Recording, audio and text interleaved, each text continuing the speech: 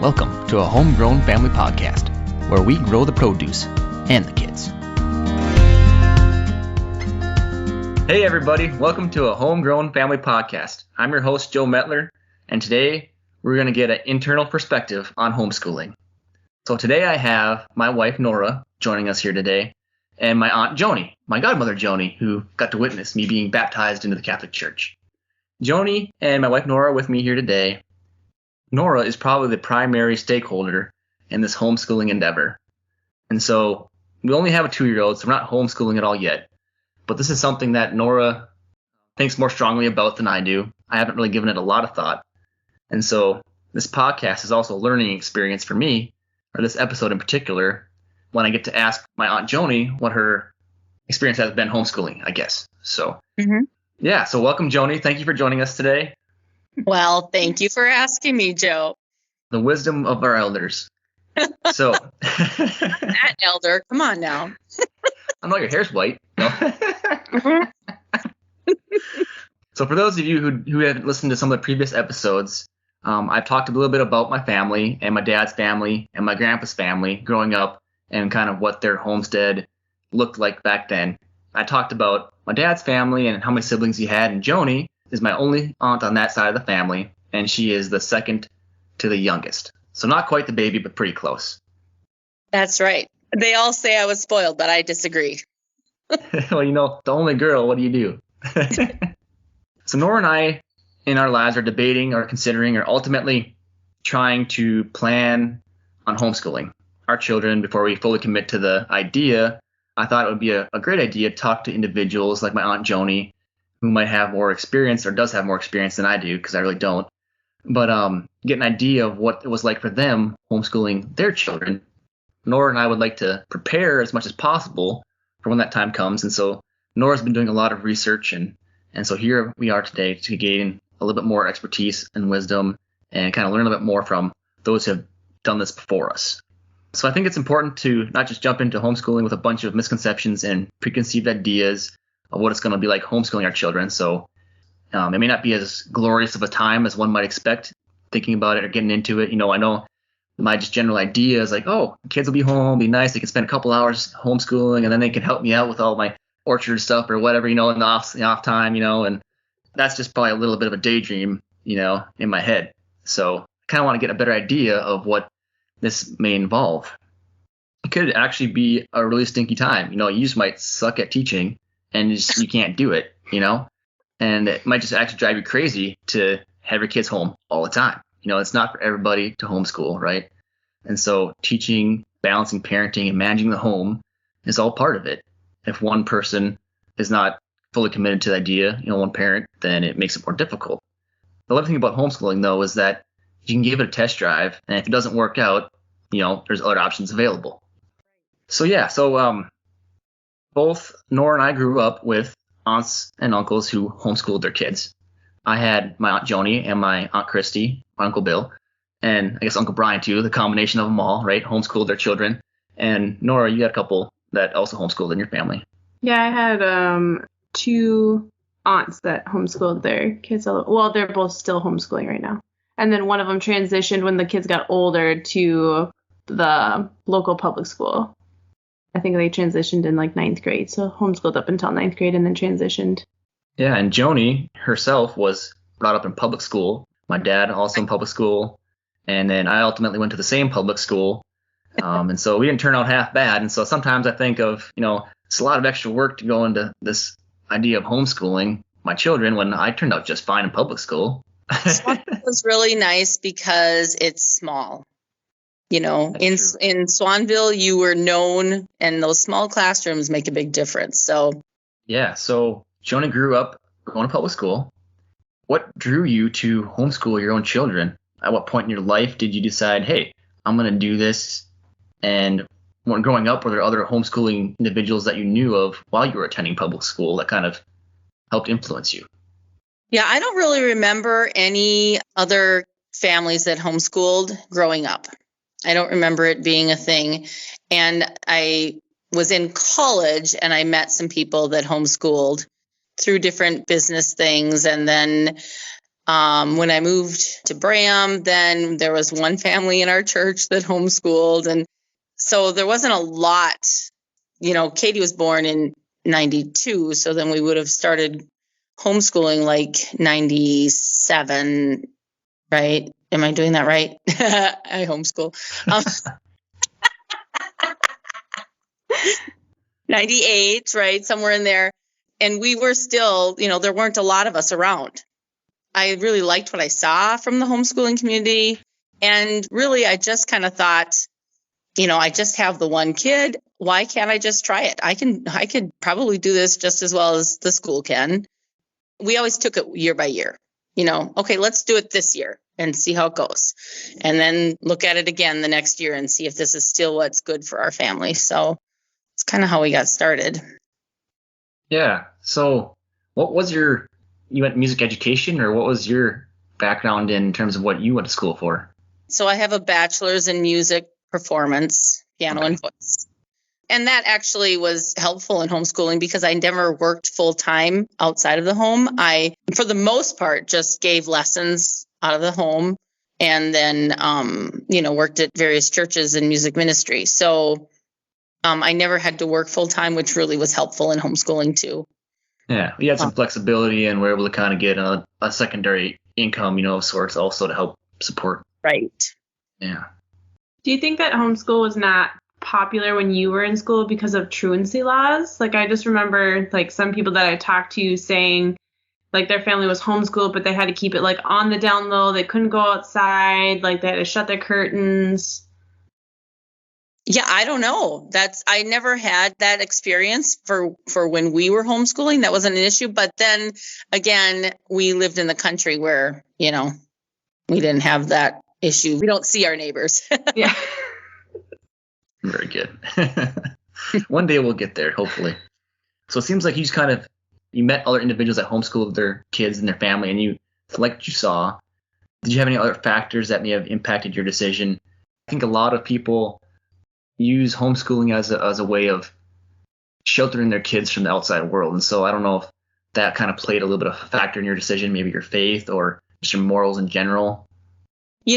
One other thing was I liked my kids, so I liked to be with them. And I just didn't, it became a lifestyle. But as far as our faith goes, that wasn't honestly a major factor when we began, but it was by the end.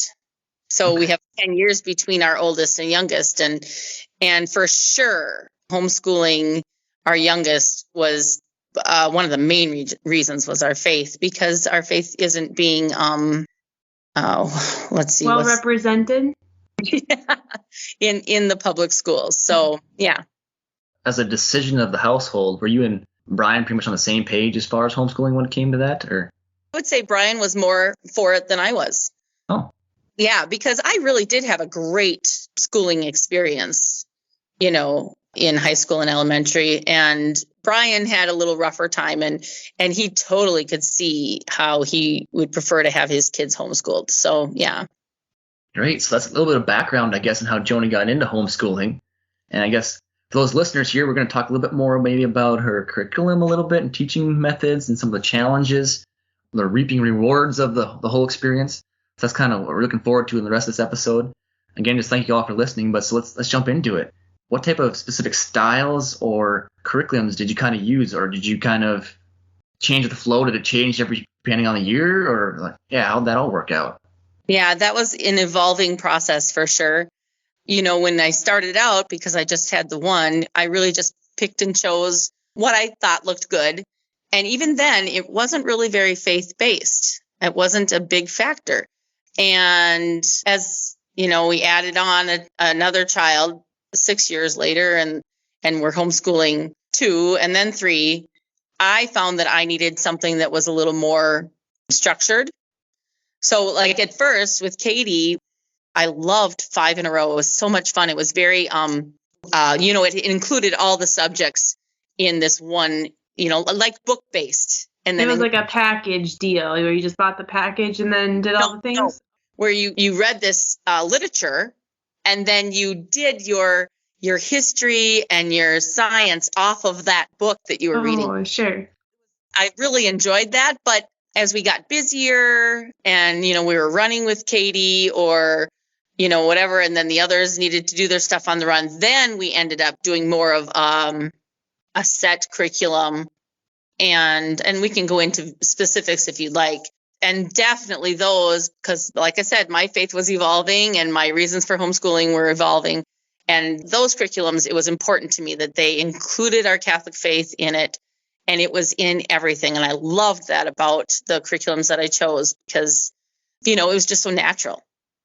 Yeah. And we might get into specific curriculums more in detail. But yeah, why don't you go ahead and go into a little bit of brief description, maybe quickly, or at least tell us what type of curriculums you did choose. Right. And, I highly recommend going to like Catholic homeschool conferences where you can go and look and see and touch and hear different people's perspectives, about the different curriculums. And they usually have used curriculum sales, which is nice. But I used some Seton curriculum. I used Catholic Heritage. I always liked the idea of doing some of the great books, but by high school years, because of the busyness, I just couldn't quite pull that together. And I liked Catholic Heritage because it was structured enough to keep us on track, but flexible enough that, we could still change things a little bit if we needed to for this kid or that kid. The curriculums you've heard of, Nora? Yeah, I've heard of Seton. And they're the college that's based with is Christendom, isn't it, in Fort Royal? I should know, but I don't. And when I use Seton, I just use some of their books. I never enrolled in Seton. A lot of people, and I have a lot of homeschool friends, obviously now, quite a few that have successfully enrolled their kids in the Seton school. And, they do the whole thing where they send their work into Seton corrects it and gives them a grade. I never did that. I didn't feel like I needed that much structure. Because my aunt does Seton, but she does all the grading herself. Right. So she just uses all of kind of the packaged curriculum or picks and chooses subjects that she wants to, and then just proceeds as normal. Like she does all the grading and everything like that. Right. Yeah. The one I'm looking at is Memoria Press, which is the Christian Catholic out of Kentucky, Louisville, Kentucky. Okay. It's Christian, so it's not specifically Catholic, but then I also thought about taking Seton's religion or Mother of Divine Grace's religion. Yeah, but I just liked the structure that I guess that Memoria Press has, because I feel like I need a little structure starting out and then can go once we get a hang of it, kind of do the more, yeah. And there's a difference, in price range. So depending on a person's budget for homeschooling, frankly, you can find everything you need at the library when they're little, even when they're bigger. Yep. So you can budget as low as that, or, you can do the whole enrolling them and doing that whole thing, or you can do a combination of a co-op, that has a couple class days and then the rest you do on your own. And so there's all kinds of ways. There's so many resources now, so many more than when I started. It's just amazing. Mm-hmm. So when you're kind of going through all the different curriculums and things, as you went from one child to another, did you have to adjust based on the child? Yeah, for sure. Because every kid is different, right? And one might have a stronger aptitude for reading, but not as much for math. So you might need to do something, that's more hands-on or, just different things. Some kids work independently better. Katie, we really she was so musical that we made sure we got her, and that's another thing we can get into, but we made sure we got her into the public school choir and band programs, Eli, reading was really hard for him. So we did a lot of audio courses for him. I remember you talking about that one time. Yeah, when he heard something, he remembered it. But boy, reading was so hard. I would read out loud to him some of his curriculum, and he would remember the stuff, but he just Yeah, I'm pretty sure we never had him tested, but I'm pretty sure he's dyslexic. So, So, I don't enjoy reading by any means, mostly because sometimes I have to read things multiple times. And my boss upon occasion is like, "Hey, did you just say that number backwards?" I'm like, yeah, I meant 402, not 204. Yeah. Whatever. Small things like that. He's like, "Are you dyslexic?" I'm like, "Not that I know of." there's different levels of dyslexia too. So, Yeah. And just the other day, Nora goes, "Are you dyslexic?" I'm like, "I don't think so." But I guess one of the signs Nora was saying of that is basically if you don't enjoy reading, it might be because it's challenging for you. Right. Yeah. So.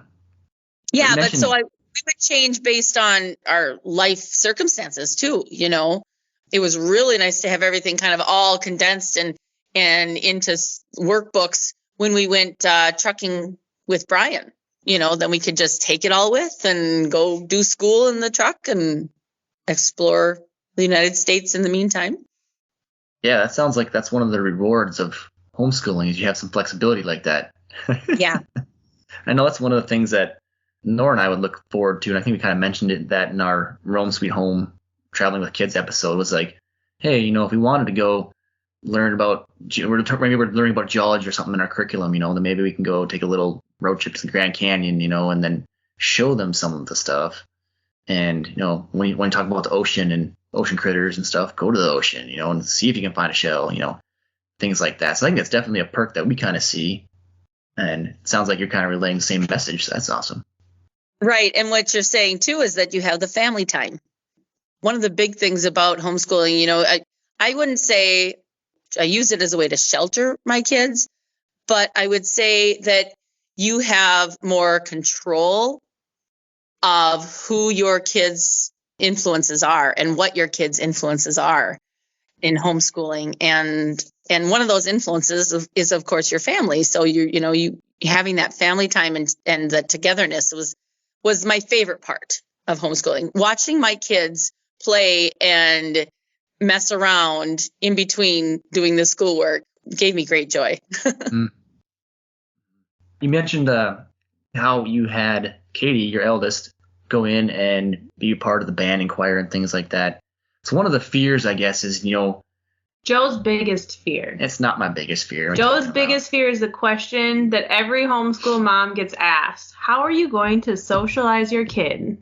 Was that ever a concern for you? How do you answer that when someone comes up and says that? It's right. Joe's biggest fear. No, wait. I'm awkward enough that I know my kids are going to be slightly socially awkward. It's okay. Joe, are you saying my children are socially awkward? No, I don't think so. And I've met many homeschool kids that are, very adept socially. But I have met some that are really awkward. And so right. I've met both, Yeah, so I obviously have been asked that question. What about socialization? And I would say, first off, do you really want your children socialized in this world? First off, it's a different world than when I was being raised, That's the first thing. And number two is the idea of your children being able to play with kids the same age as them. Socialization, or is the idea of them being able to play with a wide range of ages socialization? My children, I talked to them a little bit about this. One of the things they thought was a benefit of homeschooling was the fact that they could actually have a conversation with adults when they were kids. And that's a very social thing to be able to do. Yeah. Nora, I did do a little bit of research before I did this podcast. You should be proud. Not any of the books I read. Have you read? I read that one little pamphlet.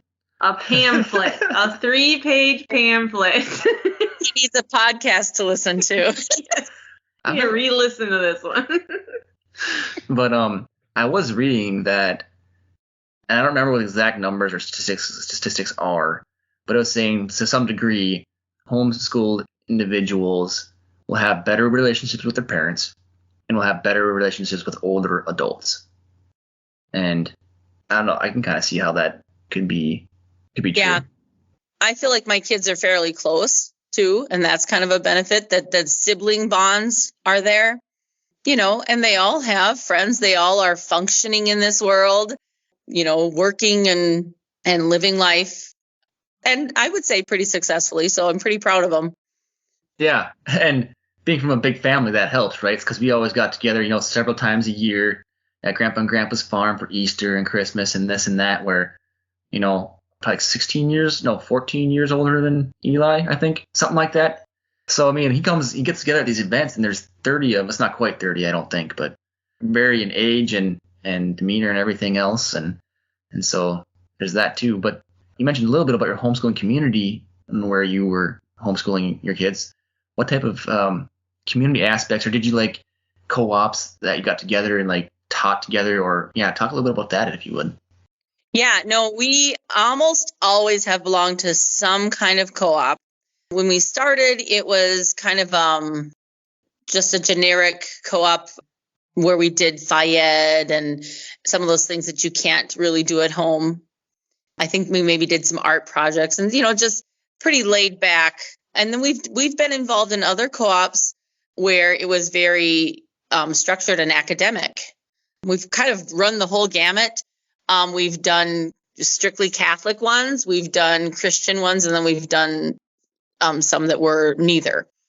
There's quite a few, opportunities for that nowadays for co-ops. And they were important to our kids, and they made friends at those co-ops. Yeah, so I would say that I would definitely get involved in co-op. It's a good opportunity for them to be taught by someone else, too, if they're taking a class from a different parent. We also were involved in it was called Hero. It's a co-op, a homeschool co-op, too, but it was a way for when the kids were older to take some subjects that I didn't want to teach them. I think Jackie especially did Hero, and she, I think she took chemistry there and maybe algebra or geometry. I don't know. I can't remember for sure now, but so subjects that I wasn't sure that I wanted to teach at that time, I could have them do it at a co-op. Eli did writing at a co-op, and that worked really well to have someone else teaching him that too.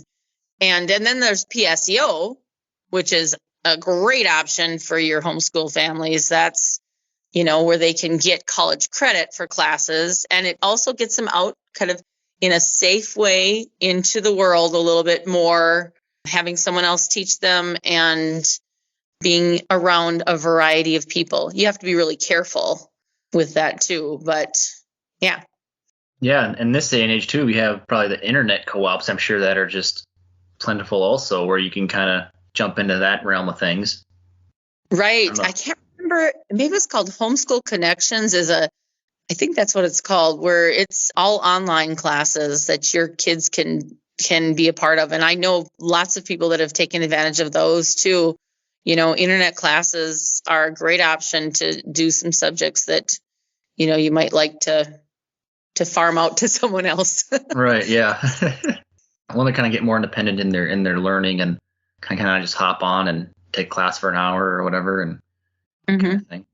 And then as far as extracurriculars, I don't think your kids were involved in too many other things besides music and choir and things like that. Or do they, for us dads out here that are listening to this podcast, it's like, hey, I want my kid to be a football star or, be a 3-point shooter or whatever, And I know when I was in high school, we had a couple different families, I guess, that brought their kids on board for track. And, and it was kind of like a team sport, but yet individualized. So it was like gave them an opportunity to do their own thing if they were more of a quiet individual, or that gave them the opportunity to socialize, And so I remember that being an option, or I know it's an option, I guess, that people can kind of join into the nearest public school activities. Yeah, that's a great option. It'd be nice if there were more options that weren't in the public school for the sports, but they're really, I don't know, it might depend on where you're at. If you're in a bigger, larger metropolitan area, there probably is that.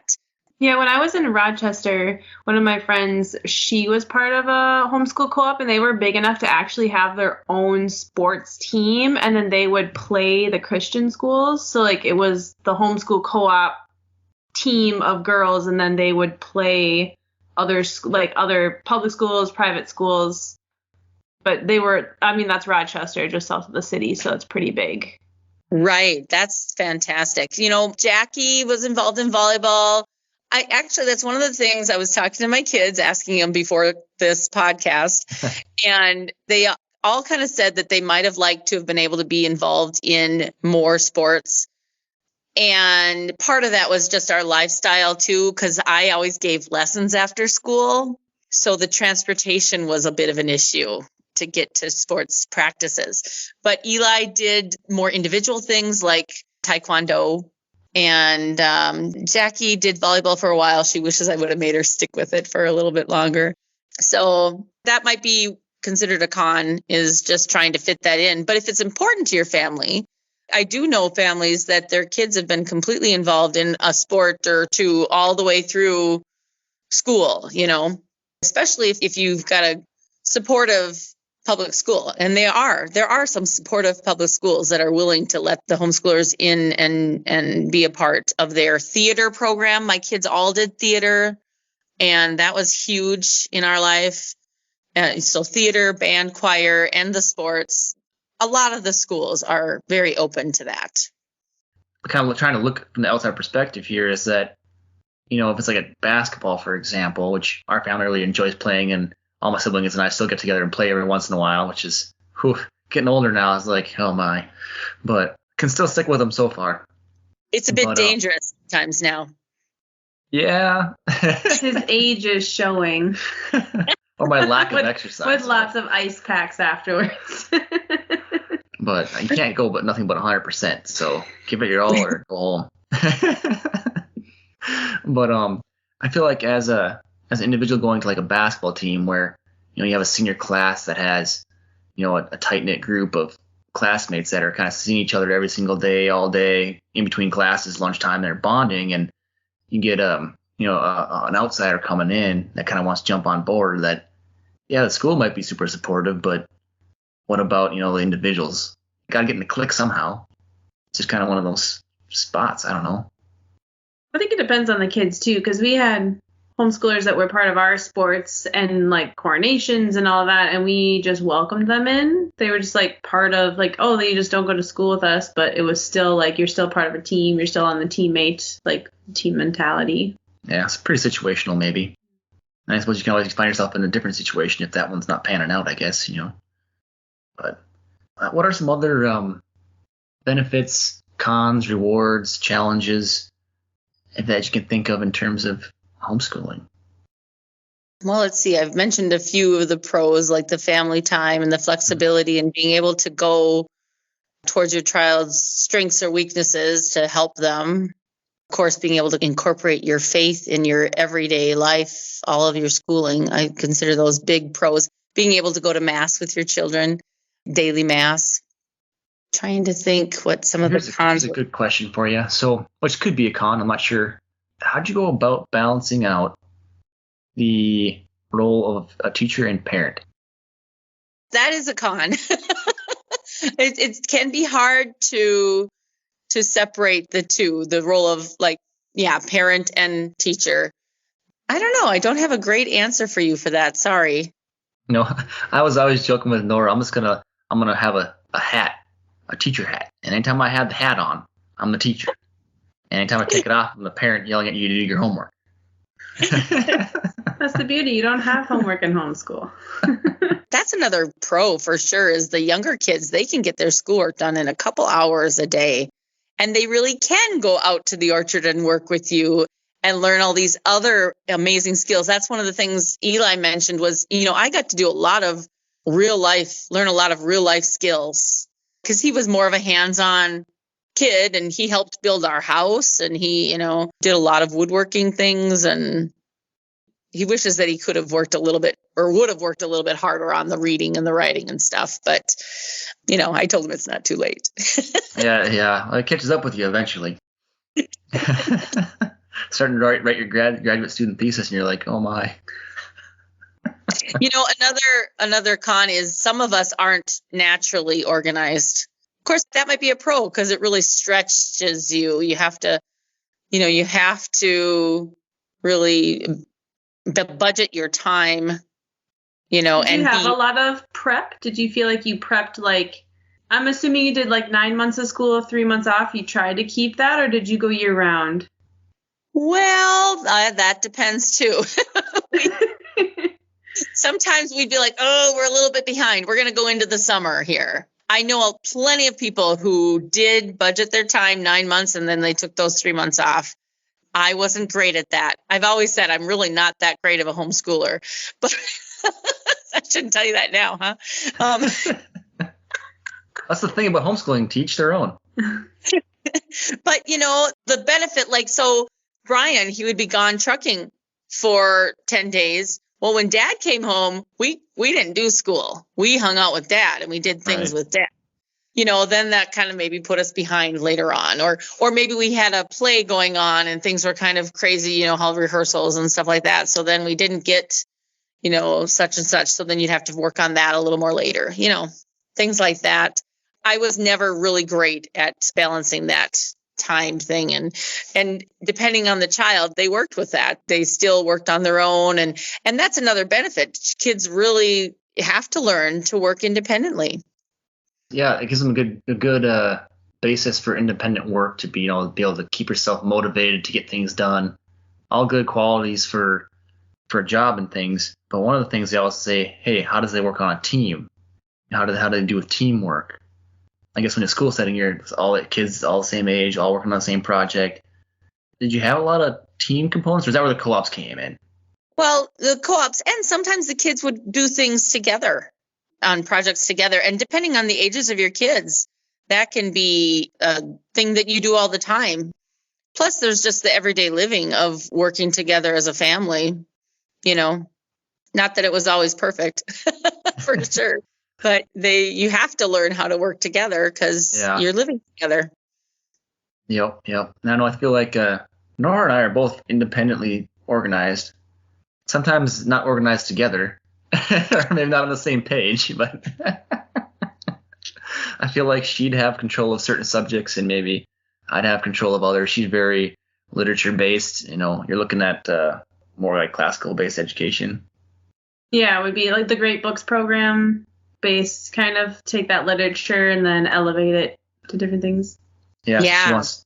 She wants to teach our kids Latin, and I had a hard enough time with English. Okay. It's funny you say that because most people who are good at Latin actually learn English better. It's so structured and it teaches you discipline and it teaches you the rules of English without teaching you English itself. Foreign language can be a hard thing to throw in. You're supposed to have a foreign language nowadays. Jackie did sign language through the community college. She practically had her AA when she was graduating from high school. And Katie did Spanish through another resource that we used. But, I don't know a language. Well, I can sing in some languages, but I don't actually know them. As far as, you mentioned, having to have a foreign language and things. It's like you have all these different curriculums. I guess each curriculum says you should have this done in each year, but you're also kind of supposed to graduate based on high school standards or school education state standards or something like that. How did you go about tracking your progress of your kids? How did you know that they were indeed a junior accomplishing certain parameters of education there?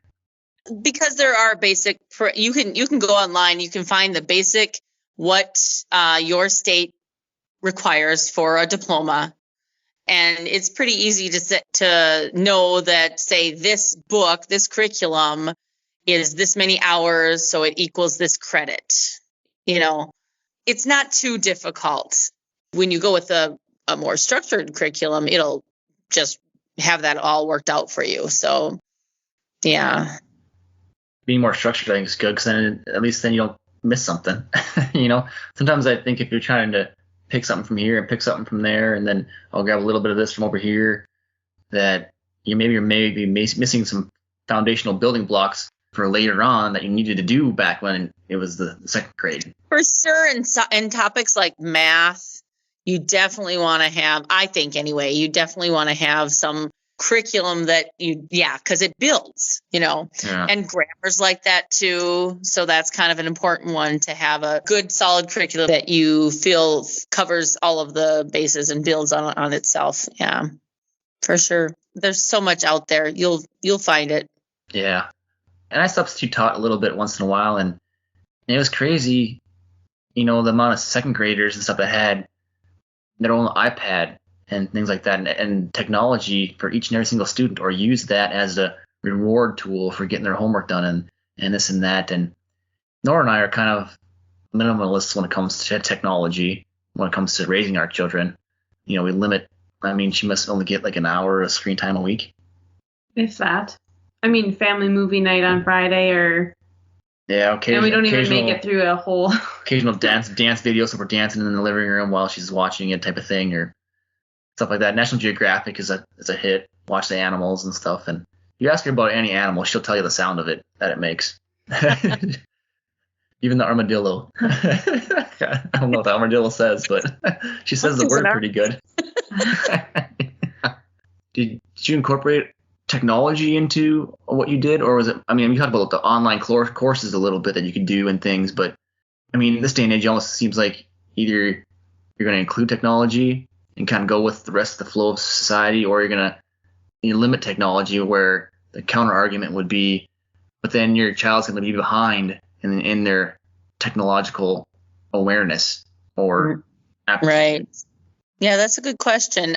I don't know, like personally, in the stuff that I picked out and used with my kids, we used a lot of computer type technology, but again, we used audio stuff, which is technology. As far as the computer stuff, they did that through PSEO. They got introduced to, all of that stuff. And so I feel like that was soon enough. I might do it differently now because, like you said, there is so much available online.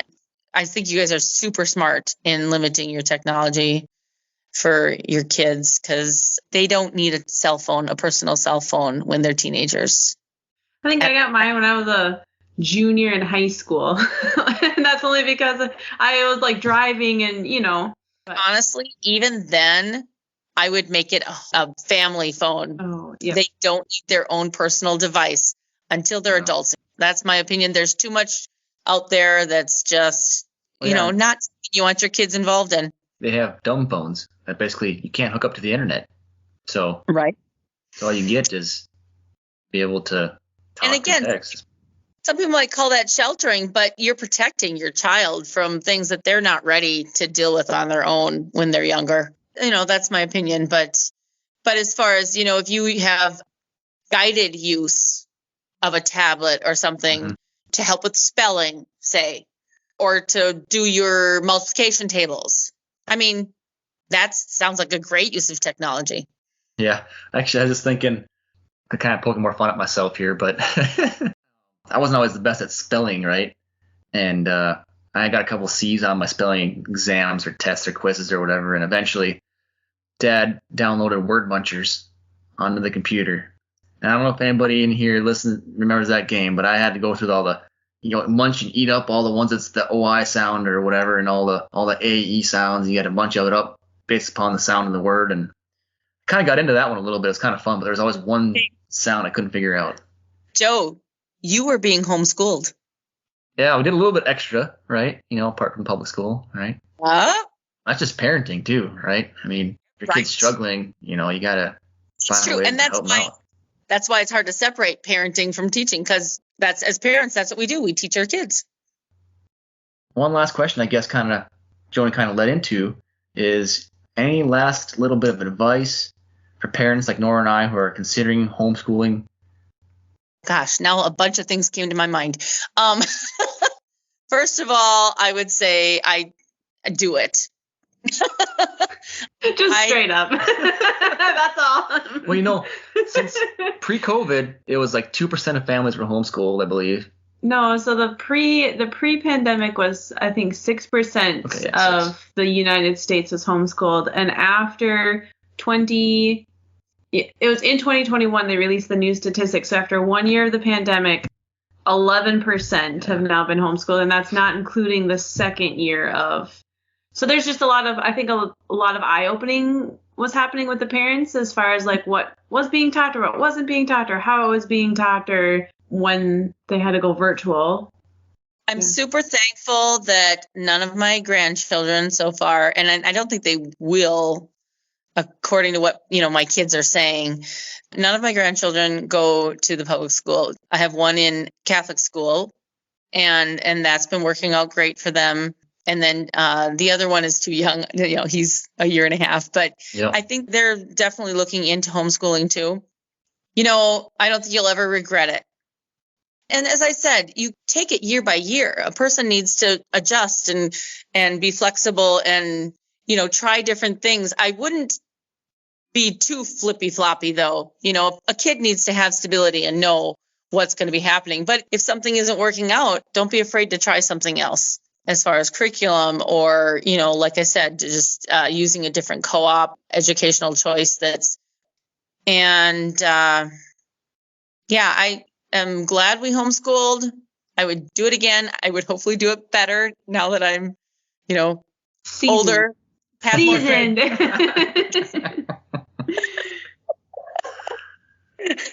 But it's well worth it. Yeah, bottom line is you can always give it a try. Like I said in the beginning, if it doesn't work out, you can always go back to plan A.